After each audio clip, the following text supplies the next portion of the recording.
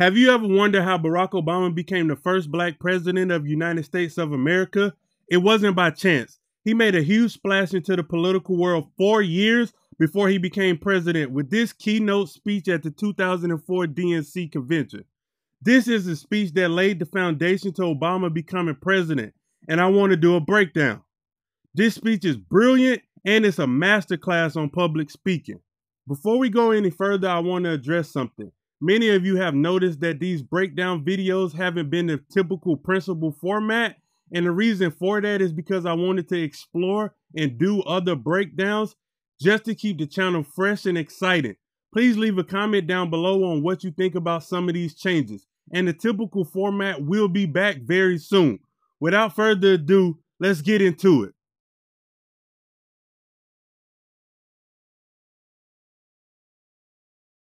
Let me express my deepest gratitude for the privilege of addressing this convention. Tonight is a particular honor for me because, let's face it, my presence on this stage is pretty unlikely. So right off the bat, he's addressing the elephant in the room that he's the only black person speaking that night, but he uses this as a way to tell his story and introduce himself to the world. My father was a foreign student, born and raised in a small village in Kenya. He grew up herding goats, went to school in a tin roof shack. Through hard work and perseverance, my father got a scholarship to study in a magical place, America, that shone as a beacon of freedom and opportunity to so many who had come before.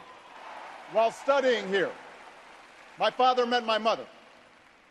She was born in a town on the other side of the world, in Kansas. He goes on to say that his grandfather worked on oil rigs and farms during the Depression, and also, the day after Pearl Harbor, my grandfather signed up for duty. His grandmother stayed at home, raised the kids, and worked at a bomber assembly line. Okay, let's stop right there, and I'm going to throw some Obama B-roll in there because we have to talk about this story. Do y'all understand exactly what's going on here? He is telling his story because he's introducing himself to the world, but he's simultaneously relating to every demographic in America. You may have missed it because it was so subtle, but his father was an immigrant for Kenya, so black and immigrant. Mother was from Kansas, so white and middle America. Grandfather was a vet. Grandmother raised the kids. I mean, my goodness, who can't relate to this? Within 2 minutes, he has built a connection with most of the country because they can see themselves in him. This is a brilliant opening, but it gets better. My parents shared not only an improbable love, they shared an abiding faith in the possibilities of this nation. They would give me an African name, Barack, or Blessed, believing that in a tolerant America, your name is no barrier to success. They imagined me going to the best schools in the land, even though they weren't rich, because in a generous America, you don't have to be rich to achieve your potential. Now he's speaking on the essence of America. Not always the reality, but the dream. I stand here knowing that my story is part of the larger American story, that I owe a debt to all of those who came before me, and that in no other country on earth is my story even possible. He is absolutely right in this. And what you start to realize is Obama is a walking embodiment of the American dream. We gather to affirm the greatness of our nation. Not because of the height of our skyscrapers, or the power of our military, or the size of our economy. Our pride is based on a very simple premise, summed up in a declaration made over 200 years ago. We hold these truths to be self-evident, that all men are created equal, that they are endowed by their Creator with certain inalienable rights, that among these are life, liberty, and the pursuit of happiness. That is the true genius of America. Obama is speaking on the American Constitution and what the country was founded on. He is making people remember how incredibly lucky we are to be in America. A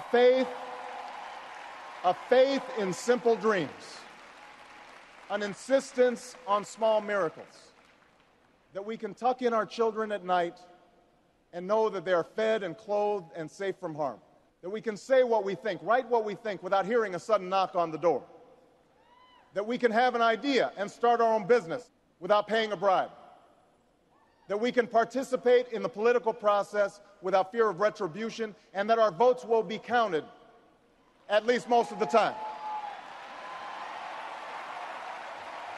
He even has jokes and charisma. This is Obama showing his complete arsenal. I'm going to fast forward some because if I don't, we'll be here all day. Obama is one of the few people in 2004, to my limited knowledge, that didn't just talk about the people theoretically. He was out there meeting them and caring enough to bring their story to the world stage. More work to do for the workers I met in Galesburg, Illinois, who are losing their union jobs at the Maytag plant that's moving to Mexico, and now are having to compete with their own children for jobs that pay $7 an hour. More to do for the father that I met who was losing his job and choking back the tears, wondering how he would pay $4,500 a month for the drugs his son needs without the health benefits that he counted on. More to do for the young woman in East St. Louis, and thousands more like her, who has the grades, has the drive, has the will, but doesn't have the money to go to college. Right now, he's talking about tangible differences being made. Bring the B-roll back, because Obama tells so many great stories in this speech, and I can't include them all, but he uses storytelling as a literary device to paint pictures, pull heartstrings, and connect crowds. That's a genius speaker. Belief that we're all connected as one people. If there's a child on the south side of Chicago who can't read, that matters to me even if it's not my child. If there's a senior citizen somewhere who can't pay for their prescription drugs and having to choose between medicine and the rent, that makes my life poorer even if it's not my grandparent. If there's an Arab American family being rounded up without benefit of an attorney or due process, that threatens my civil liberties. It is that fundamental belief, I am my brother's keeper, I am my sister's keeper, that makes this country work. It's what allows us to pursue our individual dreams and yet still come together as one American family. E pluribus unum, out of many, one. He's not talking to black Americans or white Americans. He's talking to all Americans. And what he begins to do is, instead of dividing the country, he unites it verbally. Watch this. Now, even as we speak, there are those who are preparing to divide us.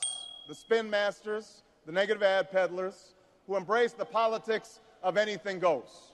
I say to them tonight, there is not a liberal America and a conservative America. There is the United States of America. He starts to use repetition as a rhetorical device to make his point more memorable, but very clear. There is not a black America and a white America and Latino America and Asian America. There's the United States of America. Now he wants to show that we are not divided. We are all very much alike. The pundits like to slice and dice our country into red states and blue states. Red states for Republicans, blue states for Democrats. But I've got news for them too. We worship an awesome God in the blue states, and we don't like federal agents poking around in our libraries in the red states. We coach Little League in the blue states, and yes, we've got some gay friends in the red states. This entire speech is basically the foundation to his 2008 campaign. Do we participate in a politics of cynicism, or do we participate in a politics of hope? I'm not talking about blind optimism here, the almost willful ignorance that thinks unemployment will go away if we just don't think about it. I'm talking about something more substantial. It's the hope of slaves sitting around a fire singing freedom songs. The hope of immigrants setting out for distant shores. The hope of a young naval lieutenant bravely patrolling the Mekong Delta. The hope of a mill worker's son who dares to defy the odds. The hope of a skinny kid with a funny name who believes that America has a place for him too. Hope in the face of difficulty. Hope in the face of uncertainty. The audacity of hope. Roll credits. Man, Obama delivered a brilliant speech, and let me tell you, I did it no justice with my edits. The speech in its entirety is linked below, but bravo to my man. That's how you set the stage for a presidency years before you run. Thanks for watching. Be sure to like, comment, and subscribe for more breakdowns, and until next week, I'm out.